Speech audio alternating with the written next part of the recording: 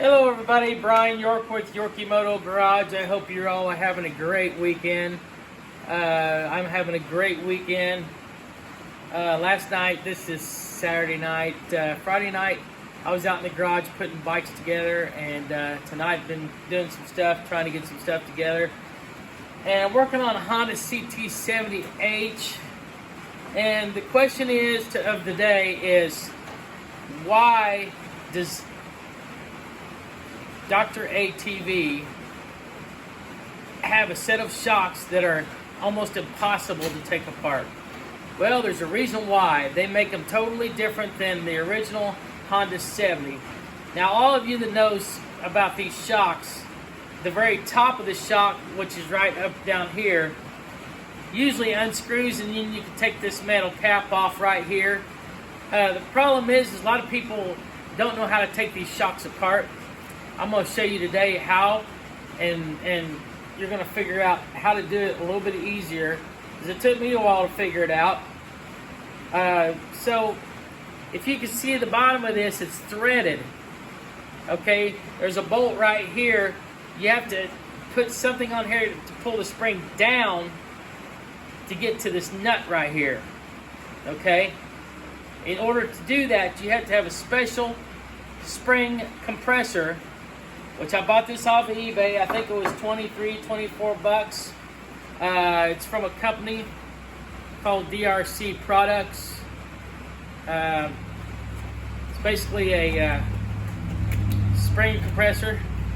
I don't know what the hell writing this is, suckahachi.com, I don't know. But it's a spring compressor. So anyway, I think it's 25 bucks off eBay. So I'll show you how this works. We're going to assemble this really quick. I'm going to show you the reverse process because I've already taken it apart.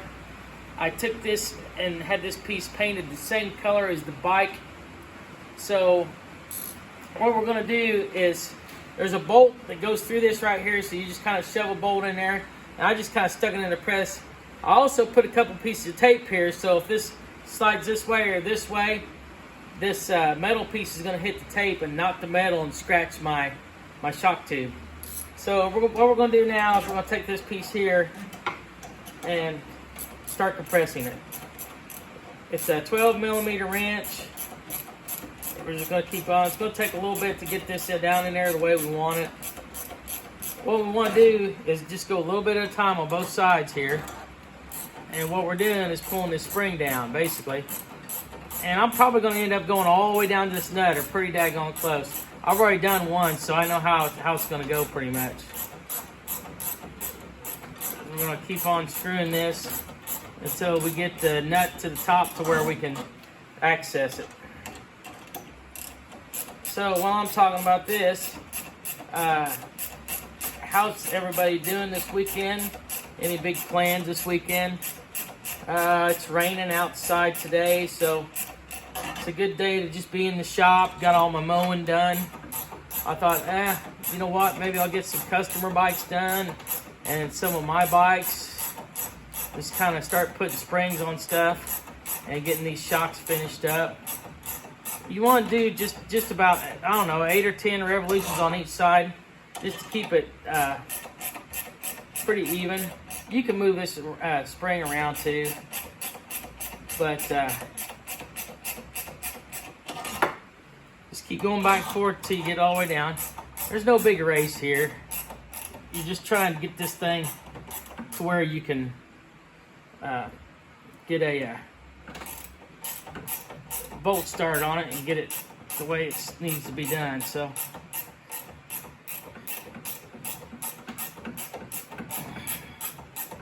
just gonna keep on going here until we get it the way we want it.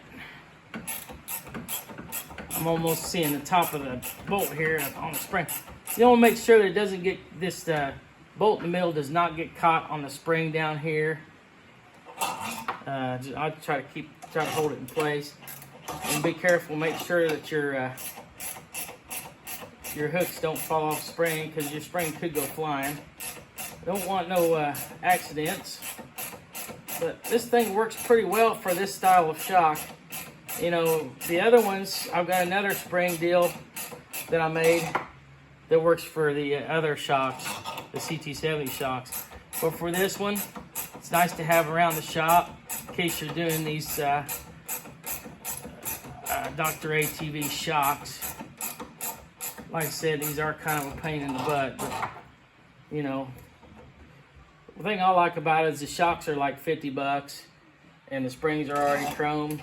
All I gotta do is pull these off, take the tops, have them painted, and I slap it all back together. It's coming along pretty nice now. We're getting pretty close. Like I said, you're gonna have to jack this all the way down to the bottom. That's what I did on the other one. But I'm gonna have to make some minor adjustments to this apparatus. But right now, it's working pretty good. If I get this shock successfully done, I'll be pretty happy. I'm gonna snug them all the way down to these nuts. And that's gonna be right at the bottom. See, that one's done. A little bit more on this side here. Okay, so we are snug down. I could take this and put it right in the middle of it like this. Now you've got to put your plastic bushing back on. Some of them have longer ones, and some of them have shorter ones. Now I'm gonna take a little bit of this locker and put it in there. Just a little bit, you don't need a whole lot. Put a lot in there, you'll never get that thing back apart. But just trying to get this thing here is kind of a bear. Also, what I do is take this pair of needle nose pliers and hold on to this.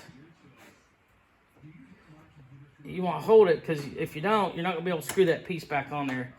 It's not going to let it go on there very easy. Okay, so now get it in the middle there. Start screwing it down. Make sure you get in the middle of this plastic piece because otherwise it'll damage it. Now you get started on there. Then you can take your big screwdriver here, kind of screw this on there. Go nice and slow and easy. Don't try to get in no hurry because you're gonna bust your bushing.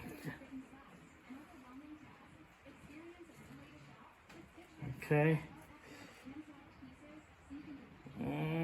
Good and tight. Okay. Now you've got this aligned up with this here, which is fine.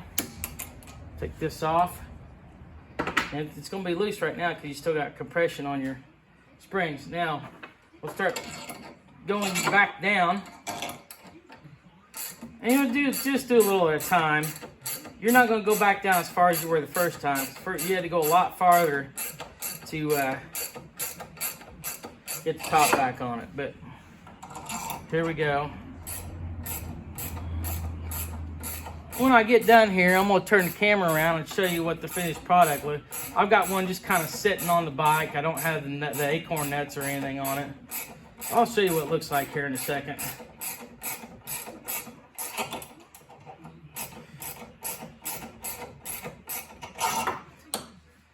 But I had several people contact me and says, hey, how in the heck do you get these Dratv shocks apart? I said, they're just the opposite of a ct70, and screws on the bottom and not on the top. And there's a little more work involved with these, but they still work, they still have the same principle. They just come apart different. Okay, almost there.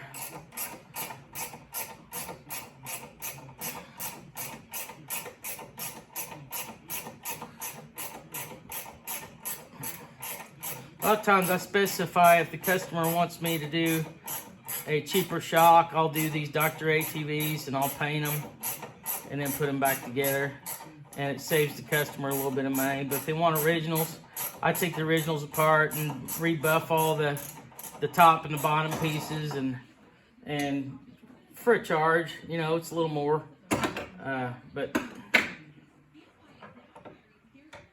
okay. Now pull that out of there. There we go. Shock is finished. Now I'm going to show you over here. I'm just going to lay this one down right now. I'm going to turn this camera around. I'm going to show you what it looks like on the bike. Okay, there it is on the bike. Looks pretty dang good. It's all nice and tight. Got Loctite on it where it can't come back apart. Finished. So,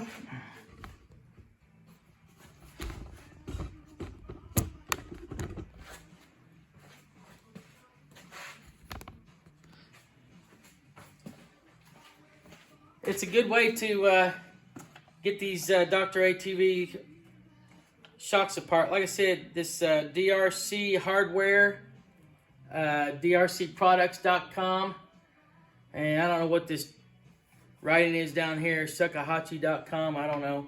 But anyway, this is a really nice product. It comes with these two legs, and then it also comes with this piece here.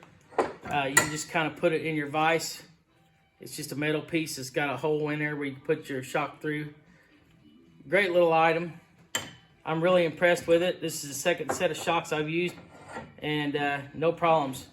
So anyway, I hope this helps you out, and subscribe to my Yorkymoto channel, and like it, and hopefully you can check out all the rest of my other videos I've got. I've got some really good videos.